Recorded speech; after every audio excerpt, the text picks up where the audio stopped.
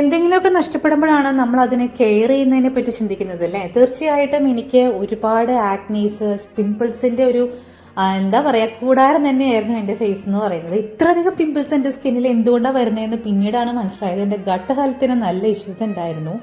തീർച്ചയായിട്ടും നമ്മുടെ ബോഡിയിലെ കോർട്ടിസോളിൻ്റെ അളവ് കൂടുന്ന സമയത്ത്, സ്ട്രെസ് കൂടുന്ന സമയത്തൊക്കെ നമുക്ക് ആക്നെ ഉണ്ടാവാനുള്ള സാധ്യത ഒരുപാട് കൂടുതലാണ്.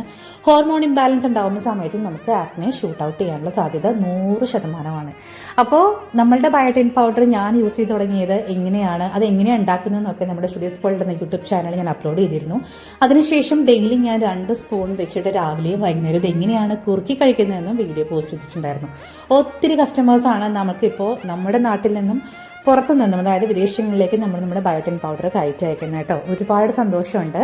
നമ്മളുടെ ബയോട്ടിൻ പൗഡർ സ്വന്തമായിട്ട് വീട്ടിൽ തന്നെ ഉണ്ടാക്കാം. പറ്റാത്തവർ വെബ്സൈറ്റ് വഴി ബുക്ക് ചെയ്യാം.